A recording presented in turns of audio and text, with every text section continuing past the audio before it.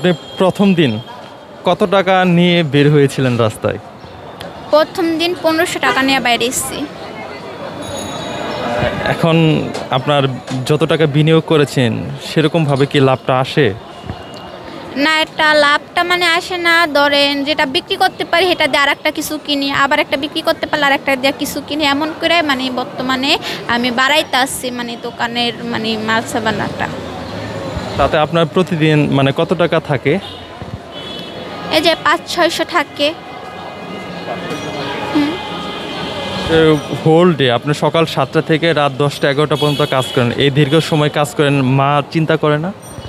মা চিন্তা তো অবশ্যই করে যে রাস্তায় থাকি, গাড়ি ঘোড়া আছে, অবশ্যই তো যে কিছু হয়ে গেল না। তারপরে চিন্তা করলে কি করবে, যে একজন তো বাইরে এসে আয় করার জন্য, তার এটাই আর মাথায় চিন্তা, যে একদিকে চিন্তা থাকলে একদিকে চিন্তা থাকে না। কেন ঋণ আছে, খাইতে হবে, যদি কাজ না করলে কিভাবে খাইবো, মানুষের ঋণ কিভাবে দেব। তো এক্ষেত্রে আপনি যে রাস্তায় পান বিক্রি করেন, রাস্তায় তো অনেকেই অনেকভাবে ইফটিজিং বা হেনস্থার শিকার হয়, আপনি কি এরকম কোনো হেনস্থার শিকার হয়েছেন? হ্যাঁ হয়েছি, অনেক মানুষ অনেক কথাই বলে, অনেক চরিত্র নিয়েও বলে, গায়ে হাত দেওয়াও বলে। তারপর এটা কি ওই যে আমি শুনি না, আমার এটা কি সবসময় আমার মানে শোনারই হয়ে গেছে গা, শুনতে শুনতে আমার কানে মানে একদিক দা যায় একদিক বাইরে যায় গা।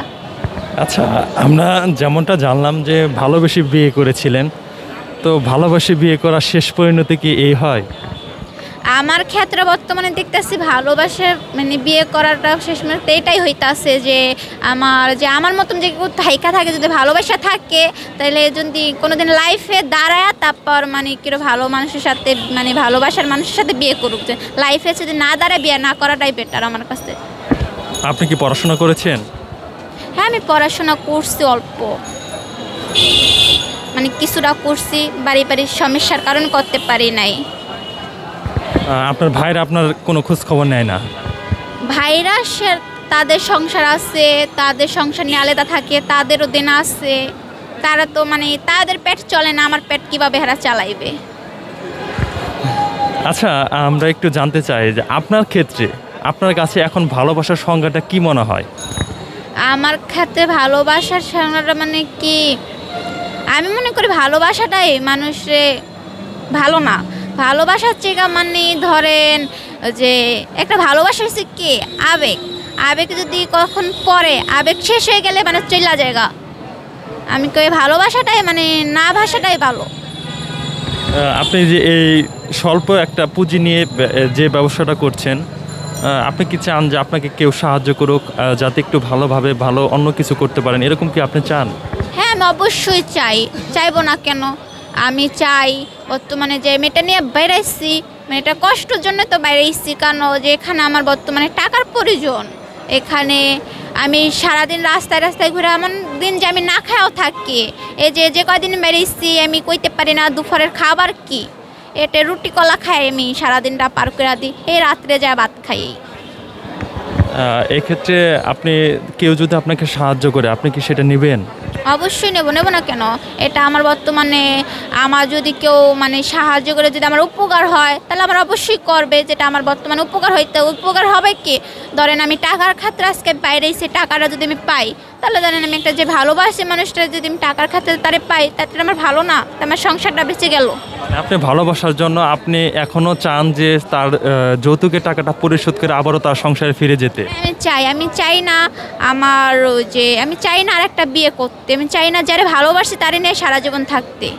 এটা আপদ বিপদে যতই হোক, আজকে আমার টাকার খানাতে ছেড়ে গেছে একটা যৌতুকের কারণ, আমি তাই যদি কোনোদিন সমস্যায় পরে বড়খানাতে খতিয়া যাও, তাই আমি তার ক্ষেত্রে আমি কোনোদিন চলে যাবো না, কিন্তু আমি তার পাশেই থাকবো। কিন্তু আপনি যে তাকে এত ভালোবাসেন, তার প্রতি এত ভালোবাসা, আপনার প্রতি কি তার সেই ভালোবাসা আছে? যদি থাকতো তাহলে তো আপনি রাস্তায় রাস্তায় পান বিক্রি করতেন না। সেটা তো শোনেন, সেটা না থাকলেও কি এটা আমার জোটাইতে হবে, থাকতে একজনের পাশে থাকতে জোটাইতে হবে। হ্যাঁ, বর্তমানে ধরেন দূরে থাকে, কি করে না করে আমি জানি না কিছুই, আর আমি কি করি না করে সেটাও কিছু জানে না। ধরেন আর একটা মায়ের সাথে ধরেন কথাও বলতে পারে, একটা মানুষের সম্পর্ক থাকতে পারে, সেটা তো আমি কইতে পারি না। ধরেন আমি ওখানে থাকবো, যদি দেখতে যে একদিন আমার থাকতে যদি না এই মানুষটা আমার চাই না একবারের জন্য, তাহলে আমি হ্যাঁ জীবনটা চলে যাবো। আর যদি না আমি থাকতে আমার ভালো হাত লেগে গেছে, আমি থাকা যাবো। আজকে আমি দেখতেছি যে আমার যৌতুকের কারণে হ্যাঁ আমার নিতে আসছে না। মানে এক্ষেত্রে আপনি যেটা বোঝাতে চাচ্ছেন যে সে যতই খারাপ হোক বা যাই কিছু হোক আপনি ভালোবেসে তাকে আপনার করে আবার নতুন করে নেবেন। হ্যাঁ অবশ্যই, হ্যাঁ আমি ভালোবাসা আবার নতুন করে নিব। আজকে আমি এটাই মাত্র বর্তমানে দেখতেছি আর আমি যৌতুকের কারণে নিতেছি না, এরা টাকার চাহিদা, টাকা যদি আমি দিতে পারি তাহলে দেখবো যে আসলে আমাকে ভালোবাসেনি না না ফালা দেয়। আচ্ছা, যৌতুকের জন্য সমস্যা হলে মানুষ তো থানায় যায়, বিভিন্ন রকমের সাহায্য চায়, আপনি কি এই জন্য গিয়েছিলেন? সেটা আমার ক্ষেত্রে হয় নাই, কেন আমার পাশে কেউ নাই। যদি পাশে থাকতো তাহলে অবশ্যই যাইতাম। এখানে আপনার আমার যদি বলতে যাই তারা আমার অনেক হুমকি দেয় যে আমরা কি করব, কি করতে পারবো, অনেকটা মানে গালাগালি করে, আমরা কিছুই করতে পারবো না, বড় বড় হুমকি দেয়। আর যদি যখন একটা মানুষ যদি ফোন দেয়, আমি বলতে না আমার ফ্যামিলি বলতে, যদি যে কোনো মানুষটা ফোন দেয় হলে গালাগালি শুরু করে দেয়, আমারও অনেক গালাগালি করে বিশ্রীভাবে। মানে তবুও আপনি চান যে তার সংসারে ফিরে যেতে, তাকেই ভালোবাসতে। তার সংসারে যাইতে আবার ফেরা পাইতে। আচ্ছা, লাস্টে একটি কথা বলি, সেটা হচ্ছে যে যারা যৌতুকের কারণে নির্যাতিত হচ্ছে বিভিন্ন কারণে, বিশেষ করে বিধবা বা যে কোনো যে হয়রানির শিকার হচ্ছে, সেই সকল মেয়েরা বিভিন্ন অনৈতিক অপকর্মে যুক্ত হচ্ছে, বিভিন্ন পেশায় যুক্ত হচ্ছে।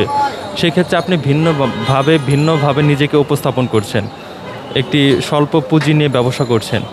এক্ষেত্রে আপনি সেই মেয়েদের উদ্দেশ্যে কি বলবেন?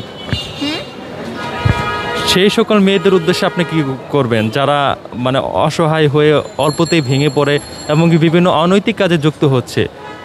আমি বলতেছি ভেঙ্কেটা না যাওয়াটাই ঠিক না, দাঁড়ানোটা ঠিক।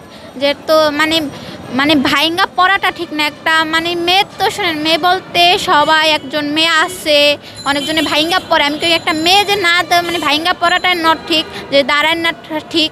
আমার মতন যে আছে দাঁড়া, আমিও আছি বর্তমানে রাস্তায় রাস্তায় করতে আসছি, যেটা খারাপ যদি না যায়, এই যে আমার মতন কাজ করে খাক, অন্য কাজ করে খাক। কাজ বলতে কোনোটাই মানে ছোট না, সবই কাজ বড়। নিজের ওটা কি আত্মসম্মান রক্ষা হলো, নিজের কাজ করে খাওয়াটাও হলো।